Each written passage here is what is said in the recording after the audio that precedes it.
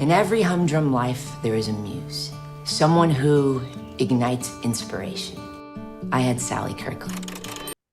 Okay, I'm milling about with Zach Gruber. There he is in his library, and he's the writer director of Sallywood. Hi. Hi, I'm so happy to be here with you. Me too, and I have a confession to make.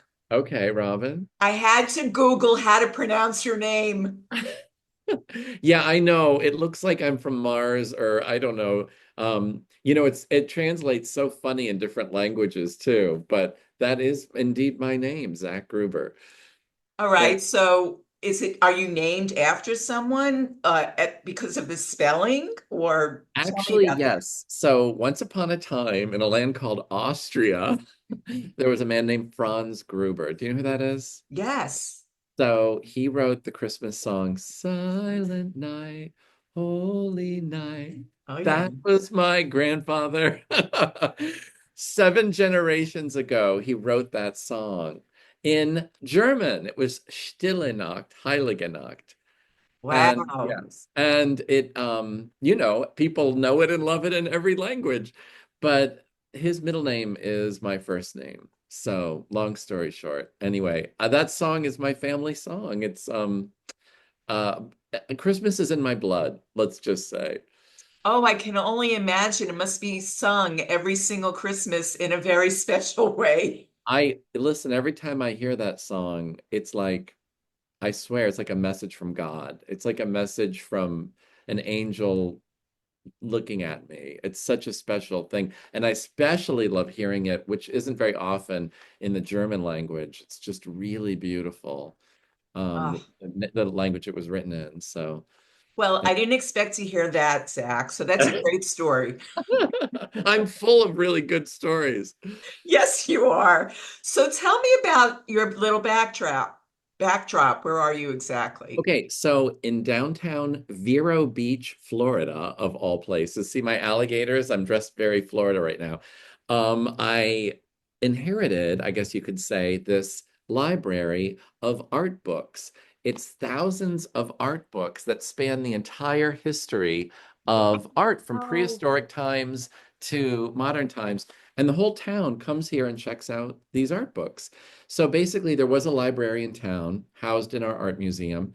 They decided they didn't want it anymore, and they were going to just get rid of this library and toss it, I don't know, in a dumpster.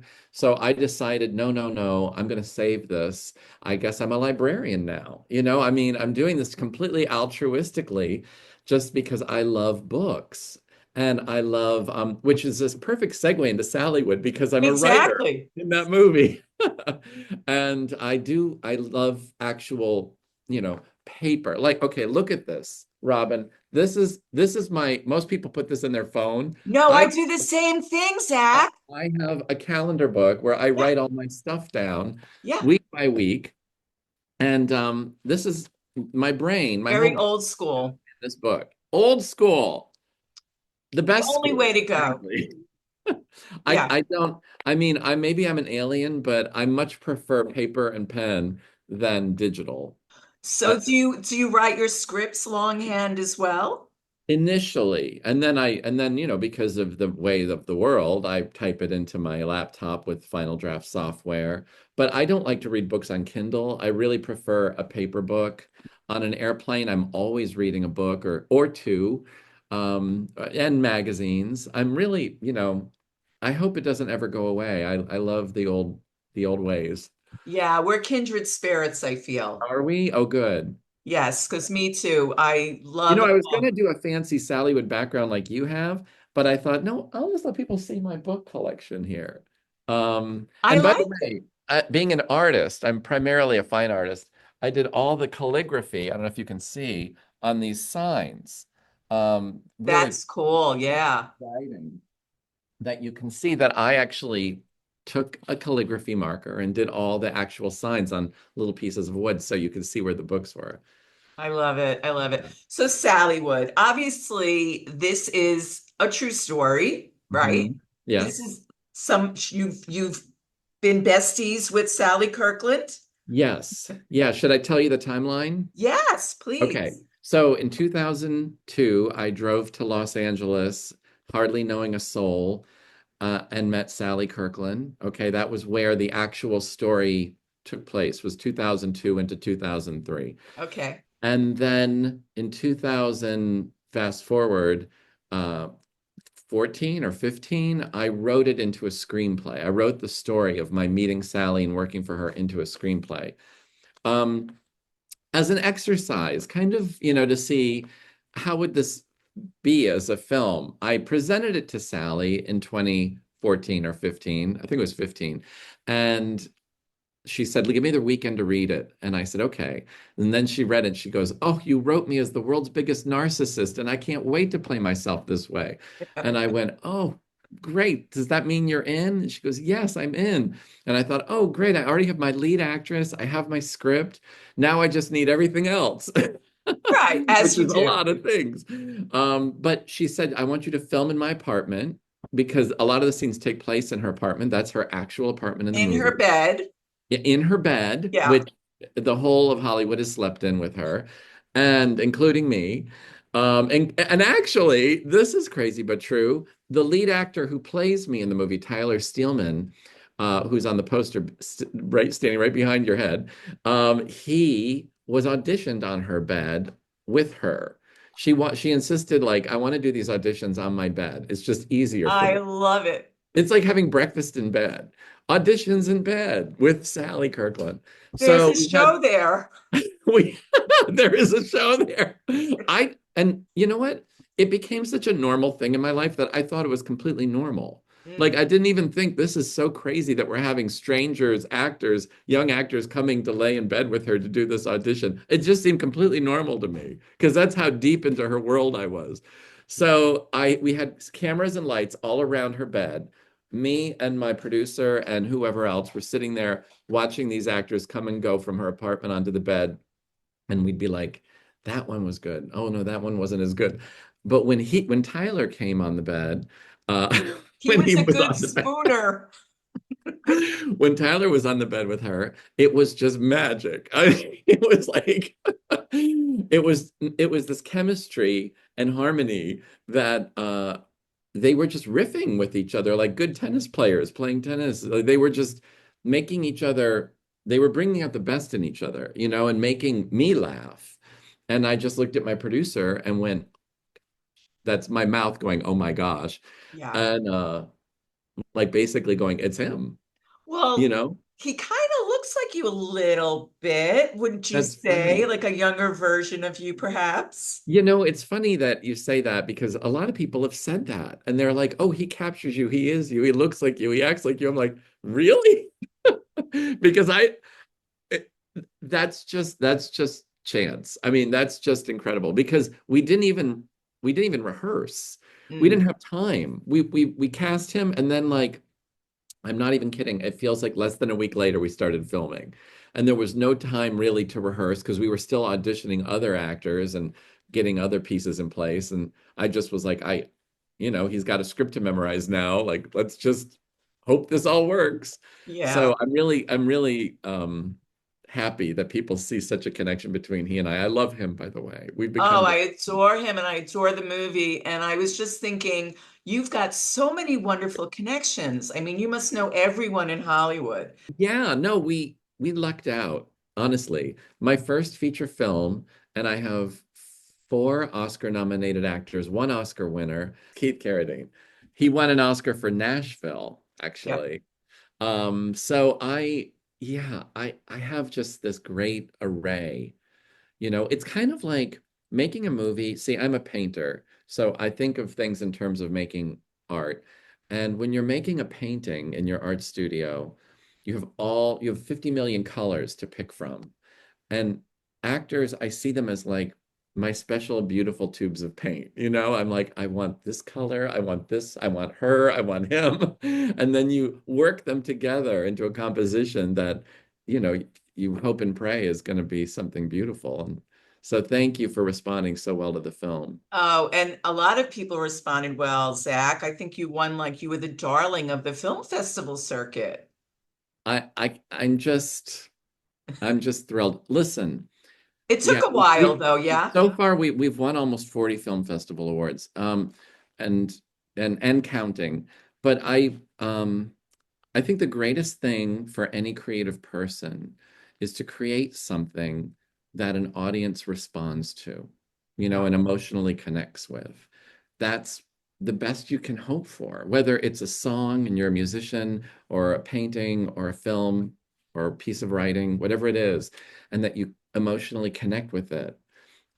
Wow. Like, you know, I- it's a joy. I feel like I just gave birth to a baby. This film is like a baby. And when you when you're making a movie, that baby is you're pregnant for a few years. You know what I mean? It's Oh like an yeah. elephant. So you finally give birth, and you're really hoping and praying that the world loves your baby. And they are loving it. Robin, I'm so happy. Yeah, I know. It's so Sally, was she improvising a lot of her dialogue, or did you write most of her dialogue and then say, okay, you can riff on that? Um, she was off book, which means memorized every line, about, I don't know, 3 months before we started filming. It was incredible to me. I gave her the script. She's made hundreds of movies and hundreds of TV shows, plus lots of theater and everything else. So I was really, I shouldn't have been amazed, but I was truly amazed that shortly after I gave her the script, she knew every line and she knew every scene. And she was like, she's had assistants post me, and they were there rehearsing with her and doing the scenes with her right in front of me, which was so surreal because they're actually saying the words that she and I said to each other in 2002. Now I'm seeing it with these other people saying these lines, and I'm going, I can't, I feel like is this real? It's so bizarre. There's also like a little side story here about Hollywood assistants and what they really go through. Yeah. Because I know a couple, Oh, you do? and yes, and you're not exaggerating Yeah. at all. I mean, you've Yeah. got the inside skinny. I will tell you, I've been lucky because a lot of Hollywood assistants have real horror stories, having food thrown at them, having, being treated like garbage, just awful stuff. Sally was never mean to me. She's eccentric, she's colorful, she's emotional, she can be high strung, but she was always very human with me. And I worked for other celebrities and producers and people, and compared to some of the really bad horror stories I've heard, I've been pretty fortunate. I worked actually, in true real life, I went from working from Sally Kirkland to Henry Winkler, Oh and my. and in the movie, and Michael Levitt, they're production partners, or they Okay. were. They've produced a lot together. Yeah. In the movie of Sallywood, I leave Sally Kirkland for a character I named Ned Levitt, played by Michael Lerner, in his very final film performance. I He passed know. away So sadly. sweet. And I'm honored actually that Michael Lerner gives his final film performance in my little film. Um, because I loved Michael Lerner in Elf. I loved him in The Postman Always Rings Twice. Broadway, so many movies over the years. Oh, Barton Fink, he was nominated for Best Supporting Actor. So what I did was I combined Henry Winkler and Michael Levitt, and then added some fiction in there too, and made this new character. I wanted him to be a TV producer from a much older generation, like almost a Merv Griffin type era guy. And he is on his sixth wife, and he is an old mogul who's kind of like ugh, about everything. And he was the perfect actor for this role. But back to the beginning of what I was saying, Henry Winkler was a complete joy to work for. I'm And so Michael happy to Levitt and hear I, that. yeah, oh, a complete joy. In fact, I'm reading his autobiography right now. I'm so excited to read it. And Michael Levitt and I are very close friends. So, and Henry and I are friends. So I feel very, yeah, and Sally and I are friends. For a while, I worked for Tony Basil. Do you remember her? Tony Of Basil, choreographer, course. singer, dancer, actress. Yes. She'd actually KTU. she actually contributes the theme song in the opening credits for Sallywood, which is a song she recorded in the 60s. And it's just a really great theme song. But yeah, so I worked with a lot of different people, and they were all collectively really good experiences. Thank God. I Yeah. I, I do feel lucky that way because, you hear the horror stories. Uh-huh. Yep. We're not going to mention names, but um, writing obituaries, have you become more adept at that since you've worked for Sally? Do you know, so yeah, in the movie, the first thing she ever had me do was write her obituary, which I still couldn't wrap my head around. Why am I writing this obituary? And we eventually moved away from her writing her obituary and being fixated on that. But I did find it recently. I found the original obituary that I wrote with her for her in a file. And I'm like, oh my gosh, this might end up in the Smithsonian. I don't know what. But I Priceless. feel it's just, and it's long because we kept adding to it and just kept growing. It was just ridiculous how much information was in there. I mean, an obituary is generally a column or maybe at the most a page, and this went on for pages. And yeah, listen, it's not an easy life being an actor. It can be a great life, but it can be a very stressful life because no matter what level you are, you're always pounding the pavement looking for that next gig, hoping for that next gig. Mm. And you're at the mercy of a lot of other people, unless you are, Kate Blanchett, maybe. I don't know. There's certain people maybe who are the AA list, but there's plenty of other lists. And believe me, I have a lot of actor friends. It is a tough line of work. So Sally Especially has for gone, women and as they get older, right? It's yeah, and Sally's had the high highs and the low lows. And in one particular low low, which is about the time I met her, she was like fixated on her obituary. Um, and I think Sallywood, the story is this beautiful friendship story where I'm helping her navigate her way back to living and wanting to work and wanting to get back to where she'd like to be. yeah, At 80, it's inspiring because yeah. there's an old saying, you are not your age, you are your energy. And I think Georgia O'Keeffe said that. And honestly, I love that. you are your energy. We are our energy. You can be 80 and have the oomph of a 30-year-old. Then I'm 16, Zach. Oh, yes. I thought you were. I thought maybe around there. I wasn't sure. 16, 17. Yeah, Arrested Development. It's my favorite show. Uh-huh. So, One, yeah. yeah, one of my favorite lines, she says, medication is a wonderful thing, much better than a facelift. Is that something she actually said, or did you write that? Both. Both. She said something like that, and then I kind of tweaked it. Yeah. Oh gosh, and believe me, for all the funny Sally stories in this movie, there's thousands more. There's so much every day. In fact, I think during this interview, she's already called me like, 5 times.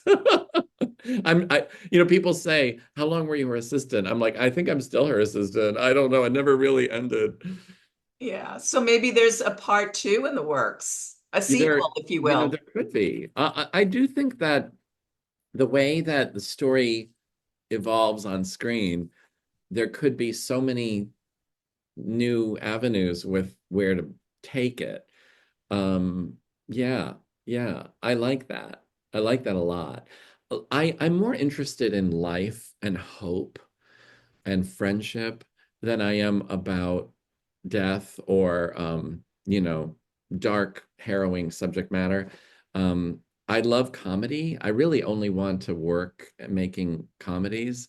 I love people laughing in an audience. And I feel like you can handle a dark subject with humor and lightness and make it so much more enjoyable and compelling. Absolutely. Have you thought ever about bringing this to the stage? Because I think it is like perfect Wow, Robin, that's a great idea. for live theatrical.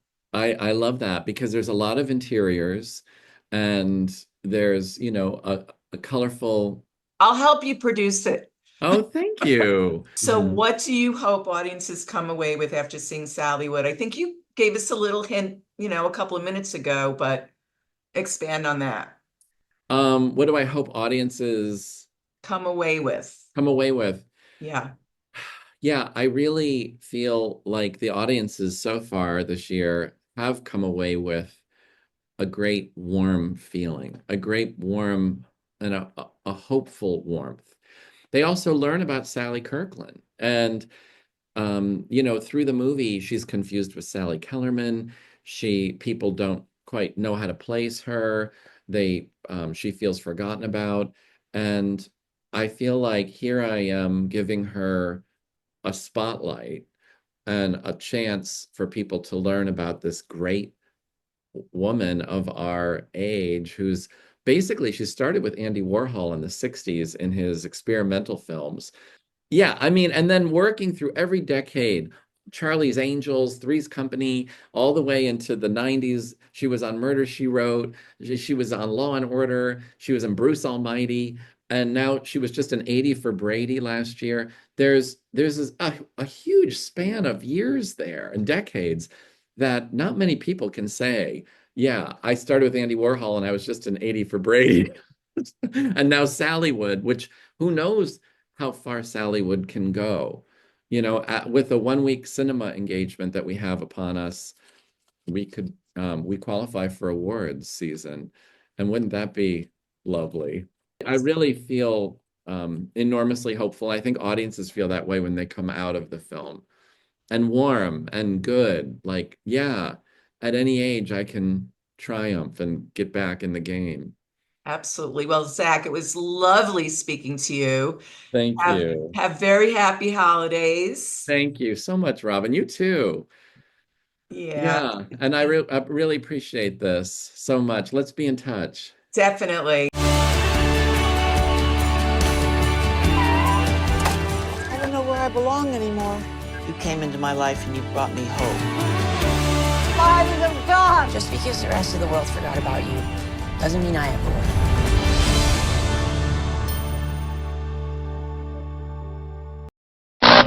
Always news. Always refreshing. Always candid. Always milling about. Robin Milling delivers what celebrities are saying to you.